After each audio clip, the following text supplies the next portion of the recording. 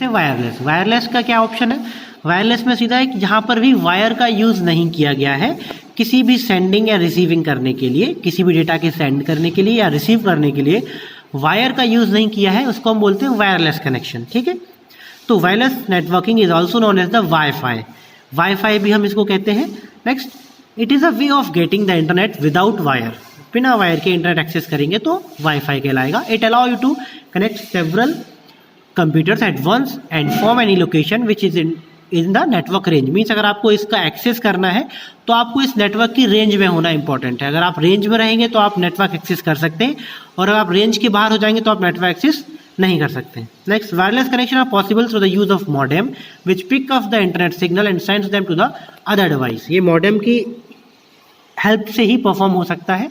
वो क्या करता है, सिग्नल को लेता है और दूसरे डिवाइस तक सिग्नल्स को ट्रांसफर करता है। नेक्स्ट है hotspot is based on the WiFi technology. आपके फ़ोन का जो हॉटस्पॉट है वो भी किस पर बेस्ड है? वाईफाई टेक्नोलॉजी पर ही बेस्ड है। ये इंपॉर्टेंट पॉइंट है। Hotspot is based on the WiFi technology. It allow electronic device to connect to the internet और exchange data wirelessly through radio waves in the place of telephone और cable network. ये किस पर based है? Radio waves से ही जितना भी data exchange होता है वो किसके द्वारा होता है? रेडियो वेव्स की हेल्प से होता है। ठीक है, the main advantage of this connection is that you can access the internet from any location that comes with in its coverage. Means मैं कहीं से भी डेटा का एक्सेस कर सकता हूँ, बस मैं उस नेटवर्क के कवरेज में होना चाहिए, है ना। अगर मैं स्कूल में वाईफाई यूज़ कर रहा हूँ तो मुझे स्कूल के अंदर कैंपस में ही रहना चाहिए। अगर मैं स्कूल के कैंपस के बाहर जाऊँगा या वाईफाई की रेंज के बाहर जाऊँगा तो फिर मैं वो नेट एक्सेस नहीं कर सकता। तो ये आपका है वाईफाई। Then mobile. मोबाइल क्या है? Many cellphone smartphone provider offer different plans to access the internet. Like आपका जियो है, आपको 4G सर्विसेज अप्लाई कर रहा है। 4G चीज़ें आपको 4G स्पीड को आप यूज़ कर पा रहे हैं। ठीक है, for this you require device काला डोंगल। एक डोंगल डिवाइस आपने पहले सुना होगा। एक डोंगल डिवाइस का भी हम यूज़ करते थे पहले नेट को एक्सेस करने के लिए। Like my mobile internet connections have very good speed to access the internet. The speed also depend on the internet service provider. Speed भी किस पे डिपेंड करती है? इंटरनेट सर्विस प्रोवाइडर पर डिपेंड करती है। आपका नेट 3G है, 3rd जनरेशन का है, 4th जनरेशन का है, 5th जनरेशन का है, ब्रॉडबैंड कनेक्शन है, तो इन सब चीज़ों पर स्पीड डिपेंड करती है। The most common mobile speeds are 3G, 4G। 3G is the 3rd generation cellular network, where as 4G is the 4th generation cellular network. 4G is faster than 3G। Obviously बात है, higher version है तो उसमें advantage ही मिलेंगे आपको, है। तो 4G is faster then the 3G। Next, you can plug a USB modem device into computer to access wireless services, or you can connect your phone to computer to share the internet service. आप अपने phone से भी इसको connect कर सकते हैं या फिर अपने कंप्यूटर में भी इसको कनेक्ट करके आप इंटरनेट का यूज़ कर सकते हैं। बहुत सी कंपनीज हैं जो ये डोंगल प्रोवाइड कराती है। एयरटेल है, वोडाफोन, रिलायंस, टाटा फोटोन, ये बहुत सी कंपनीज पहले चली थी जो आपको डोंगल में सर्विसेज प्रोवाइड कराती थी। नेक्स्ट है आपका सैटेलाइट। अब जैसे आपका मान लीजिए अमेरिका में है आप, है ना, you are in the USA, तो USA में जितना भी कनेक्टिविटी होती है वो सैटेलाइट से होती है। जितनी भी इंटरनेट की कनेक्टिविटी है वो सैटेलाइट से कनेक्टिविटी होती है। नॉर्मल कनेक्टिविटी वहाँ बहुत कम है। तो सैटेलाइट से क्या होता है, आप किसी भी वर्ल्ड के, आप उस स्टेट के किसी भी कोने में बैठे हों, वहाँ आपको नेटवर्क मिलेगा, वहाँ आपको इंटरनेट एक्सेस की फुल स्पीड मिलेगी अगर आप सैटेलाइट की कनेक्टिविटी में है ना। तो in a satellite internet connection the transfer of data is through a satellite. Satellite की हेल्प से वो डेटा का ट्रांसफर होता है। Internet option is available where broadband connection is not yet offered. For example, in rural areas the where wired phone line और cable connection are not yet offered. Means ऐसा area जहाँ पर कोई भी wire connection नहीं है, कोई भी टेलीफोन लाइन नहीं है, तो वहाँ इंटरनेट एक्सेस कैसे करेंगे हम? सैटेलाइट की हेल्प से करेंगे। जहाँ पर कोई वायरलेस कनेक्शन नहीं है, कोई फ़ोन लाइन भी नहीं है, तो वहाँ पर हम क्या करेंगे? वहाँ पर हम सैटेलाइट का यूज़ करेंगे। ठीक है, it also use a modem similar to wireless access. Satellite internet equipment is made up of 3 main component. इसमें 3 main component होते हैं satellite internet equipment में। फर्स्ट component क्या है? Orbiting satellite in space, जो स्पेस में आपकी सैटेलाइट ऑर्बिट कर रही है ना, वो। सेकंड, सैटेलाइट डिश, आपके पास एक, जैसे घर में आपकी टाटा स्काई आपने लगाया हुआ है तो वो किस पे बेस करता है? सैटेलाइट पे वर्क करता है, तो वो एक डिश होना चाहिए आपके पास। एंड मॉडेम, और एक मॉडेम होगा जो सिग्नल को ट्रांसमिट करेगा डिश से और डिश ट्रांसमिट करेगी सैटेलाइट को। ठीक है, तो ये 3 चीज़ें, ऑर्बिटिंग सैटेलाइट, सैटेलाइट डिश और मॉडेम। ऑर्बिटिंग सैटेलाइट कहाँ रहेगी? स्पेस में रहेगी। जो सैटेलाइट डिश है वो आपके घर पे रहेगी और मॉडेम जो है वो आपके सिस्टम में कनेक्ट रहेगा। ये 3 चीज़ें आपको ज़रूरत पड़ेगी सैटेलाइट कनेक्शन के लिए। ठीक है। अब इसमें ऑब्स्ट्रक्शन भी रहेगा, जैसे अगर पानी गिरता है या बादल होते हैं, है ना, हाईली स्नोफॉल हो रहा है, बहुत तेज हवाएं चल रही हैं, तो यहाँ पर आपका सैटेलाइट कनेक्शन क्या होता है, ऑब्स्ट्रक्ट होता है। यहाँ पर आपको कनेक्शन नहीं मिलेगा। जैसे आप अगर आप टीवी देख रहे हैं तो पानी गिर रहा होता है तो आपकी जो सैटेलाइट जो आपका टीवी है, टाटा स्काई है, वो बंद हो जाता है। क्यों? क्योंकि वहाँ सैटेलाइट की कनेक्टिविटी फेल हो जाती है। क्लियर है? तो ये आपको कुछ प्रॉब्लम्स फेस करने पड़ेंगे अगर आप सैटेलाइट कनेक्शन में हैं। Next, searching on internet. Internet पे सर्चिंग कैसे करते हैं हम, किस तरीके से सर्च करते हैं, तो उसका यूज़ कैसे करेंगे हम वो बताते वाले। Next, the internet is a vast source of knowledge. You can search a topic in internet with a fraction of second. आप कुछ ही समय में आप बहुत सारी चीज़ों को आप सर्च कर सकते हैं किसी भी सर्च इंजन पे। सर्च इंजन क्या होता है? सर्च इंजन बहुत से टाइप के, जैसे गूगल एक सर्च इंजन है, याहू एक सर्च है, बिंग एक सर्च इंजन है ना। तो सर्च इंजन मीन्स जहाँ पर हम कुछ भी टाइप करके कुछ सर्च कर सकें। ठीक है, ये सर्च इंजन मैं आपको एक दिखा देता हूँ। यहाँ पर ये आपका गूगल है, ये गूगल का सर्च इंजन है। ठीक है, जहाँ पर आपको एक केवल सर्चिंग बार यहाँ पर दी गई है और गूगल सर्च आप कर सकते हैं। ऐसे ही याहू का भी सर्च इंजन है। ठीक है, next,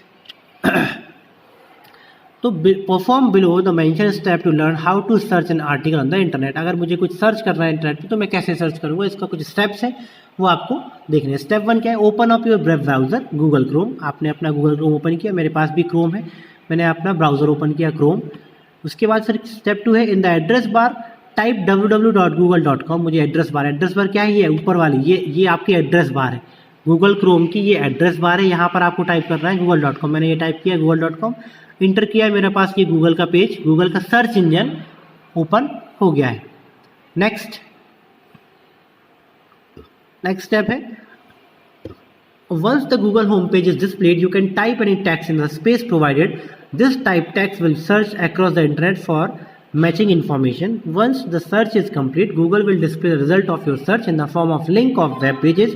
You can surf through them one by one to seek your information. ठीक है, अब मैं यहाँ पर कुछ सर्च करके देख लेता हूँ। लाइक मैं यहाँ टाइप करता हूँ CBSE, मैंने टाइप किया और मैंने इंटर प्रेस किया, तो अब मुझे लिंक्स दिखेंगे यहाँ पर। ये देखिए, ये लिंक है, हाइपर लिंक में मुझे यहाँ पर डेटा दिख रहा है। मैं इसको 1 बाय 1 क्लिक करके, ये भी हाइपर लिंक है, ये भी हाइपर लिंक है, और जैसे इसको क्लिक ओपन करूँगा तो वेब पेज ओपन होगा। तो मैं CBSE की कोई भी साइट ओपन करता हूँ। लाइक मैंने ये ओपन किया cbseacademics.nic.in, मैं इसको क्लिक करता हूँ तो मैंने CBSE की वेबसाइट ओपन करी है ना। और ये जो ओपन होने की फैसिलिटी है, ये जितनी जल्दी ओपन होगा ये किस पर डिपेंड करेगा? हमारे इंटरनेट की स्पीड पर, कि हमारे इंटरनेट की स्पीड कितनी है, उस स्पीड के हिसाब से ये ओपन होगा। अब ये हो गया वेबसाइट, ये CBSE की वेबसाइट ओपन हो रही है।